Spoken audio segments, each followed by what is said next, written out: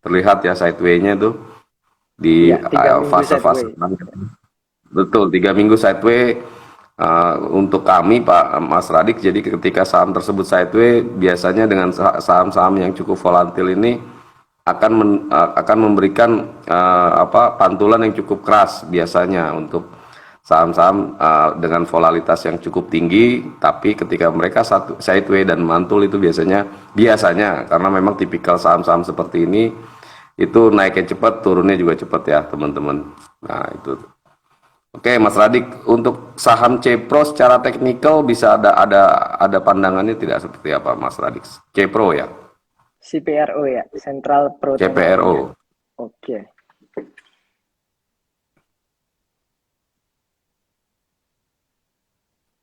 Oke, untuk CPRO ini juga saham-sahamnya juga cenderung volatil ya, karena memang IHSG-nya juga volatil ya, seperti itu ya, Umawan dan teman-teman. Tapi Betul, kalau kita betul. lihat sekilas dari jangka menengah pendek saja dari bulan September nih. Oke, dari bulan Ya, September ini juga trennya juga sempat mengalami penurunan seperti ini ya, sudah terlihat jelas. Akan tapi pada fase saat ini juga sedang dalam range konsolidasinya. Seperti ini teman-teman. Untuk CPRU seperti ini. Kalau misalnya dilihat saat ini berada di resisten atau support, saat ini sedang berada di supportnya ya. Karena ini adalah titik panjang ya ini merendahnya. konsolidasinya ya, Mas Iya, ya. panjang sekali. Iya, saat ini sudah berada di titik supportnya ya, Umawan dan teman-teman. Jadi kalau misalnya mau koleksi juga tidak Sudah masalah, menarik akan ya, tapi Mas. kalau misalnya dia drop itu juga tetap harus atur cut loss. Tapi kalau misalnya dia breakout ke atas seperti kata Omawan, kalau sekalinya saham yang volatilitasnya tinggi itu breakout, dia itu cuannya sangat lebar ya Om. Breakoutnya sangat Ya, tinggi betul. sekali seperti itu. Itu Betul. untuk sekilas Ya. mengenai CPRO. Ya, Nah, ini ada pertanyaan lagi nih, Mas Radix nih. Ada yang untuk mengoleksi saham swing kalau JPFA kelihatannya seperti apa, Mas? Secara teknikal, JPFA untuk swing ya. Berarti anggapan kita kalau swing paling tidak dia 1 sampai 3 bulan ya, swing swing menengah lah ya swing untuk ya, JPF. menengah JPFA sih menengah saya tidak pendek pernah ya. lihat. Iya, dia tidak bisa. Saya sih nggak ngelihat dia sebagai JPFA sebagai karakter saham yang memang bagus untuk dikoleksi untuk di short term ya, tapi lebih ke swing yang agak sedikit panjang ya. Silakan Mas Radik. Menengah panjang ya Om. Ya. Ini Betul. saat itu saya juga sempat menganalisis JAPFA ya, JPFA Java Convert, yaitu salah satu emiten konsumer ya, sama seperti Unilever dan yang lainnya. Oke. Jadi kalau saya perlebar time frame-nya ya, Om. Dari bulan Januari saja. Oke, bulan Januari di sini ya, yang paling kiri bulan Januari. Kalau dilihat di sini dia mengalami bearish flag. Jadi pergerakannya Best seperti flag. ini. Iya, bearish flag seperti ini. Kemudian dia turun. Nah, seperti ini. Bisa terlihat ya, teman-teman? Ya, terlihat, Mas. Oke. Jadi untuk jangka pendek saat ini memang masih dalam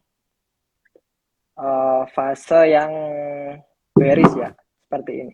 Tapi kalau misalnya dilihat dari polanya, itu bisa besar kemungkinan akan ada rebound. Tergantung dari sentimen kalau misalnya harga ayam ya, karena Java ini juga salah satu emiten ayam ya. Kalau misalnya harga ayam itu cenderung naik, maka berkepalikan dengan harga sahamnya akan turun seperti itu. Jadi memang ini juga emiten yang selain dipengaruhi oleh fundamental juga dipengaruhi oleh harga-harga komoditas seperti ayam itu tadi. Ya. Seperti itu Om Awan. Ya. Oke, terima kasih Mas Radix. Ayo teman-teman, ada lagi pertanyaan mungkin yang bisa oke, ini ada lagi Mas Radix. Untuk akhir tahun saham TOWR, Tower dan Tebik apakah masih aman untuk dikoleksi Mas Radix? Silakan. Untuk sampai akhir tahun, berarti tinggal 1 2 bulan ini ya. Ya, sekitar 1 bulan, 5 minggu lagi ya, Om. Ya, 5 minggu Betul. lagi.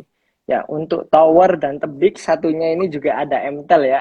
Tapi MTEL ini terkenal dengan harganya nggak naik-naik ya ini Om ya. Untuk Ya, Mitratel, anaknya Telkom. anaknya Ya, Telkom. Tuh. anaknya Telkom Mitratel. Ya, untuk tower di sini sekilas membentuk sebuah triangle ya kalau saya lihat ya. Seperti ini. Oke, bisa saya perlebar lagi mungkin. Nah, seperti ini. Bisa terlihat ya teman-teman. Jadi ini untuk tower pergerakannya.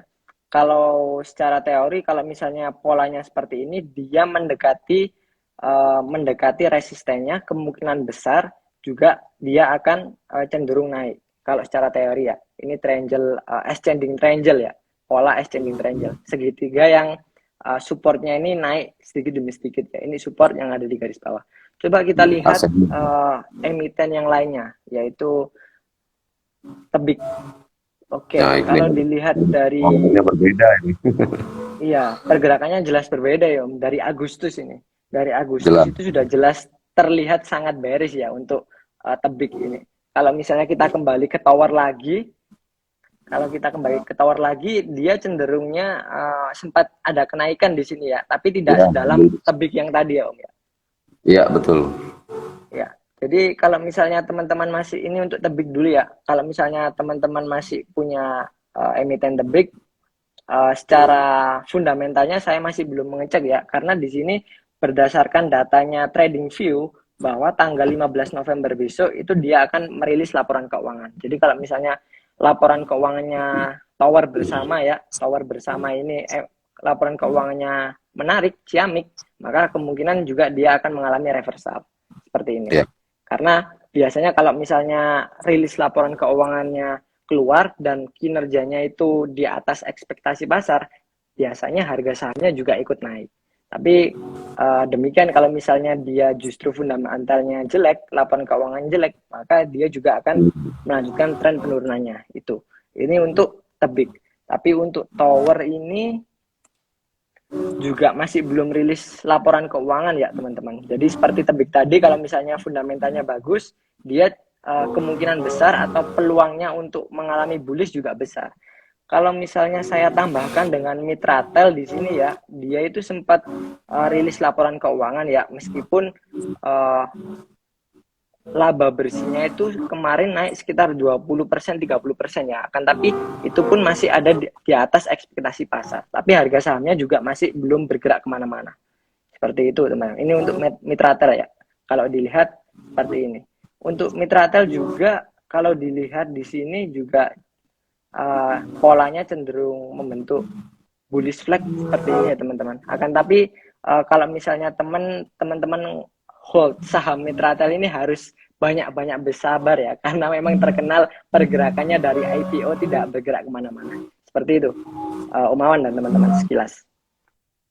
Oke, terima kasih Mas Radik. Jadi itu ya teman-teman ya, kita harus pahami juga karakter saham yang kita pegang ya, nggak asal beli, nggak asal masuk karena pom-pom seseorang atau pom-pom dari media massa. Jadi ada baiknya teman-teman pelajari dulu secara teknikal seperti apa, secara fundamental seperti apa. Ya ini berlaku untuk saham-saham yang memang teman-teman bisa pegang dalam jangka waktu yang cukup lama ya. Jadi pertimbangan-pertimbangan itu yang harus dipahami teman-teman dalam mengambil saham untuk kita swing atau investasi di jangka yang cukup lama. Lalu ini ada PNLF, Mas, apakah ada reviewnya juga nih untuk PNLF? Silakan Mas Radix. Mungkin kita batasi untuk sampai di PNLF ya. Desember kan ya, Oke. Mas Radix ya, karena kalau kepanjangan juga panjang juga ini nanti yang dijelaskan sama Mas Radix. Jadi tidak lebih ke yang jangka Ya, panjang oke. begitu ya Mas. Dari bulan Silakan Mas Desember Radix. ya. Oke. Iya, Jadi untuk PNLF ini, oke, sebentar saya cek reviewnya sebentar ya Om dan teman-teman. silakan. Oke, sepertinya kalau ini saya harus menggunakan Fibonacci nih Om. Iya. Ya nggak apa-apa. Ya, oke, sebentar saya setting dulu Fibonacci-nya.